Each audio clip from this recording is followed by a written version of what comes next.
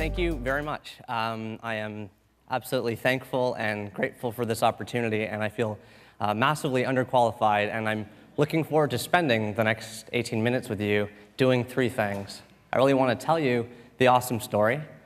I want to take you through the 3 A's of awesome, and I wanted to leave you with a closing thought.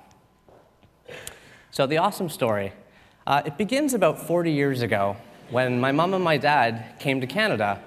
My mom left Nairobi, Kenya. My dad left a small village outside of Amritsar, India, and they got here in the late 1960s. They settled in a shady suburb about an hour east of Toronto, and they settled into a new life. They saw their first dentist, they ate their first hamburger, and they had their first kids. My sister and I grew up here, and we had quiet, happy childhoods. We had close family, good friends, and a quiet street. We grew up taking for granted a lot of the things that my parents couldn't take for granted when they grew up. Things like power always on in our houses, things like schools across the street and hospitals down the road and popsicles in the backyard. We grew up and we grew older. I went to high school. I graduated. I moved out of the house. I got a job. I found a girl. I settled down. And I realize it sounds like a bad sitcom or a Cat Stevens song. But life was pretty good. Life was pretty good. 2006 was a great year. Under clear blue skies in July in the wine region of Ontario, I got married, surrounded by 150 family and friends. 2007 was a great year. I graduated from school, and I went on a road trip with 2 of my closest friends. Here's a picture of me and my friend Chris. On the coast of the Pacific Ocean, we actually saw seals out of our car window, and we pulled over to take a quick picture of them, and then blocked them with our giant heads. So you can't actually see them, but it was breathtaking, believe me. 2008 and 2009 were a little tougher. I know that they were tougher for a lot of people, not just me. First of all, the news was so heavy. It's still heavy now, and it was heavy before that, but you know, when you flip open a newspaper, when you turned on the TV, it was about ice caps melting, wars going on around the world, earthquakes, hurricanes, and an economy that was wobbling on the brink of collapse, and then eventually did collapse, and so many of us losing our homes or our jobs or our retirements or our livelihoods. 2008 and 2009 were heavy years for me for another reason, too. I was going through a lot of personal problems at the time. My marriage wasn't going well, and we just were growing further and further apart. One day, my wife came home from work and summoned the courage, through a lot of tears, to have a very honest conversation. And she said, "I don't love you anymore." And it was one of the most painful things I'd ever heard, and certainly the most heartbreaking thing I'd ever heard, until only a month later when I heard something even more heartbreaking. My friend Chris, who I just showed you a picture of, had been battling mental illness for some time, and for those of you whose lives have been touched by mental illness, you know how challenging it can be. I spoke to him on the phone at 10:30 p.m. on a Sunday night. We talked about the TV show we watched that evening, and Monday morning I found out that he disappeared. Very sadly, he took his own life. And it was a really heavy time, and as these dark clouds were circling me, and I was finding it really, really difficult to think of anything good, I said to myself that I really needed a way to focus on the positive somehow. So I came home from work one night, and I logged onto the computer, and I started up a tiny website called 1000awesomethings.com. I was trying to remind myself of those simple, universal little pleasures that we all love, but we just don't talk about enough.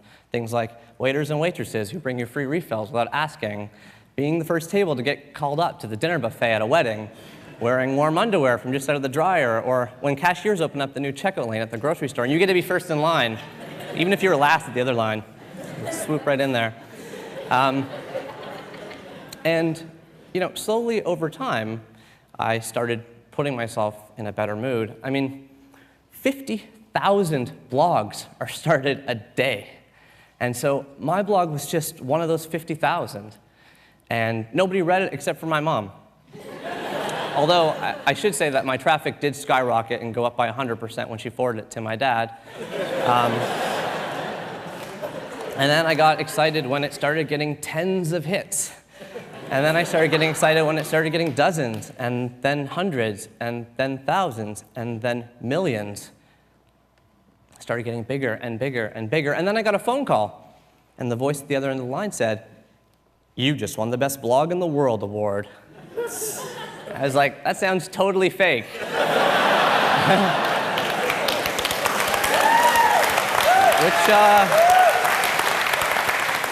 Which African country do you want me to wire all my money to? But turns out, I jumped on a plane and I ended up walking a red carpet between Sarah Silverman and Jimmy Fallon and Martha Stewart. And I went on stage to accept a Webby Award for Best Blog. And the surprise and just the amazement of that was only overshadowed by my return to Toronto when, in my inbox, 10 literary agents were waiting for me to talk about putting this into a book. Flash forward to the next year, and the Book of Awesome has now been on #1 on the bestseller list for 20 straight weeks.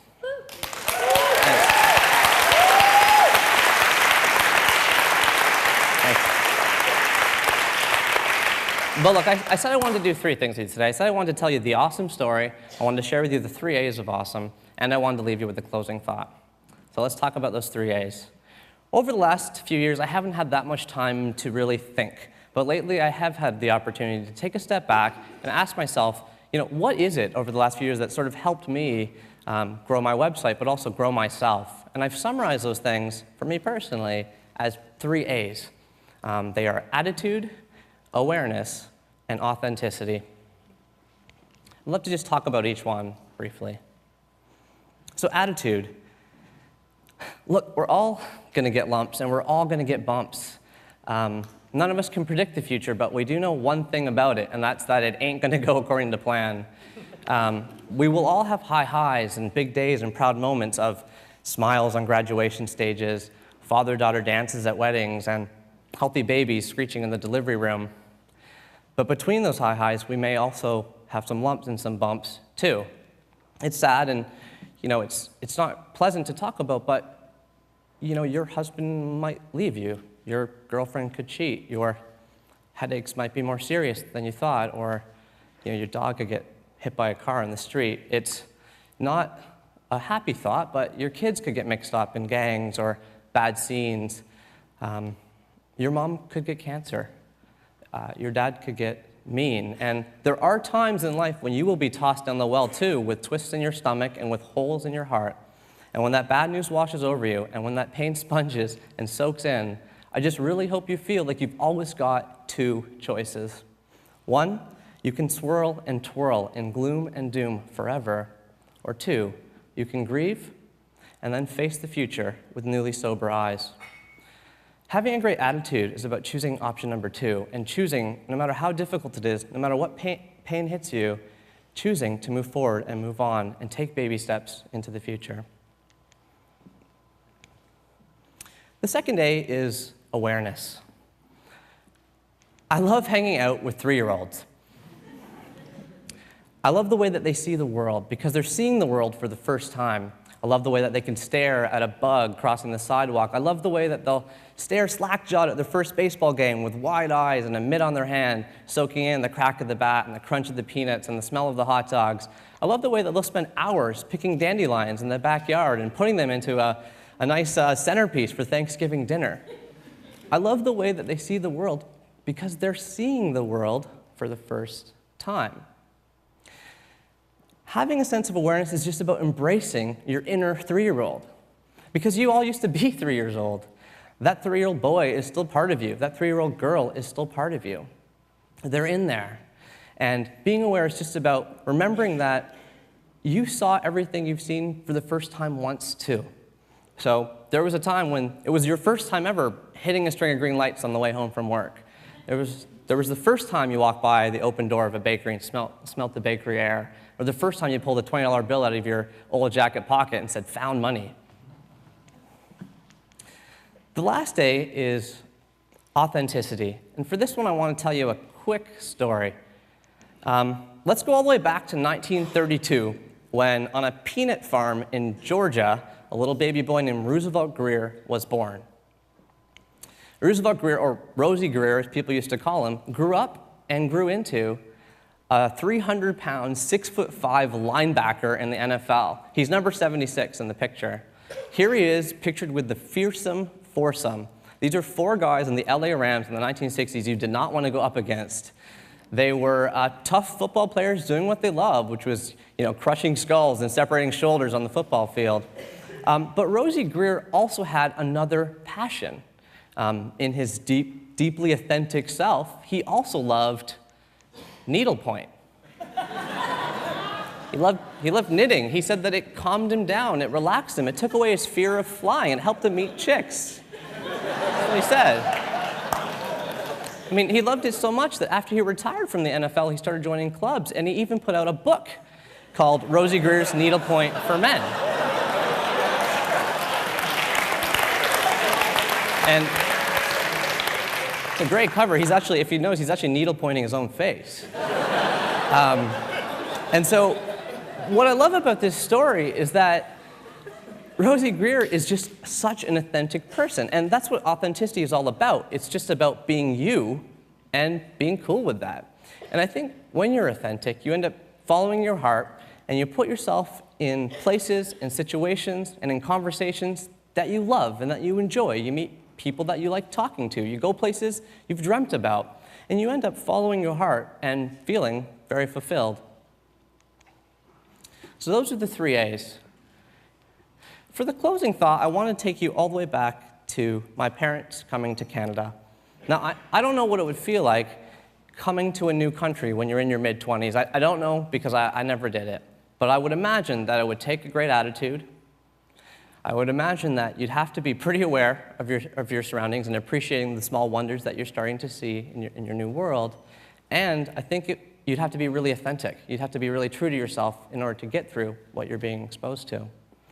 I'd like to pause my TED Talk for about 10 seconds right now, because you don't get many opportunities in life to do something like this, and my parents are sitting in the front row, so I want to ask them to, if you don't mind, stand up, and I want to say thank you to you guys.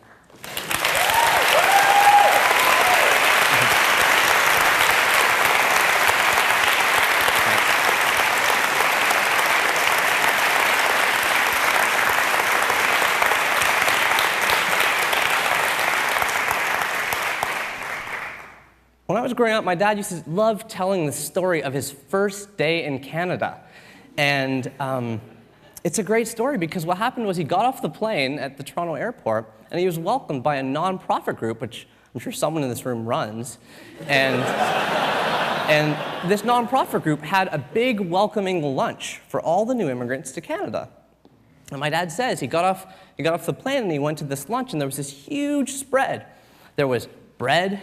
There was those little mini dill pickles, there was olives, those little white onions, there was rolled up turkey cold cuts, rolled up ham cold cuts, rolled up roast beef cold cuts, and little cubes of cheese. There was tuna salad sandwiches, and egg salad sandwiches, and salmon salad sandwiches. There was lasagna, there was casseroles, there was brownies, there was butter tarts, and there was pies, lots and lots of pies. And when my dad tells the story, he says, the craziest thing was, I'd never seen any of that before except bread. I didn't know what was meat, what was vegetarian. I was eating olives with pie, I just couldn't believe how many things you can get here. When I was 5 years old, my dad used to take me grocery shopping, and he would stare and wonder at the little stickers that are on the fruits and vegetables. He would say, look, can you believe they have a mango here from Mexico? They've got an apple here from South Africa. Can you believe they got a date from Morocco? He's like, do you know where Morocco even is?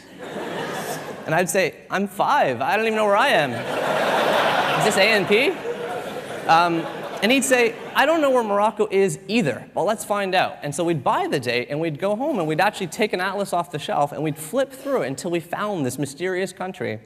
And when we did, my dad would say, can you believe someone climbed a tree over there, picked this thing off it, put it in a truck, drove it all the way to the docks, and then sailed it all the way across the Atlantic Ocean and then put it in another truck and drove that all the way to a tiny grocery store just outside our house so that they could sell it to us for 25 cents. And I said, I don't believe that. He's like, I don't believe it either. Things are amazing. There's just so many things to be happy about. And when I stopped to think about it, he's absolutely right. There are so many things to be happy about. We are, the only species on the only life-giving rock in the entire universe that we've ever seen capable of experiencing so many of these things. I mean, we're the only ones with architecture and agriculture. We're the only ones with jewelry and democracy. We've got airplanes, highway lanes, interior design and horoscope signs. We've got fashion magazines, house party scenes. You can watch a horror movie with monsters. You can go to a concert and hear guitars jamming. We've got books, buffets, and radio waves, wedding brides, and roller coaster rides. You can sleep in clean sheets. You can go to the movies and get good seats. You can smell bakery air, walk around with rain hair, pop bubble wrap, or take an illegal nap. We got all that, but we only got 100 years to enjoy it. That's the sad part. The cashiers at your grocery store, the foreman at your plant, the guy tailgating you home on the highway, the telemarketer calling you during dinner, every teacher you've ever had, everyone that's ever woken up beside you, every politician in every country, every actor in every movie, every single person in your family, everyone you love, everyone in this room, and you will be dead in 100 years. Life is so great that we only get such a short time to experience and enjoy all those tiny little moments that make it so sweet. And that moment is right now, and those moments are counting down, and those moments are always, always, always fleeting. You will never be as young as you are right now. And that's why I believe that if you live your life with a great attitude, choosing to move forward and move on whenever life deals you a blow, living with a sense of awareness of the world around you, embracing your inner 3-year-old and seeing the tiny joys that make life so sweet, and being authentic to yourself, being you and being cool with that, letting your heart lead you and putting yourself in experiences that satisfy you, then I think you'll live a life that is rich and is satisfying. And I think you'll live a life that is truly awesome. Thank you.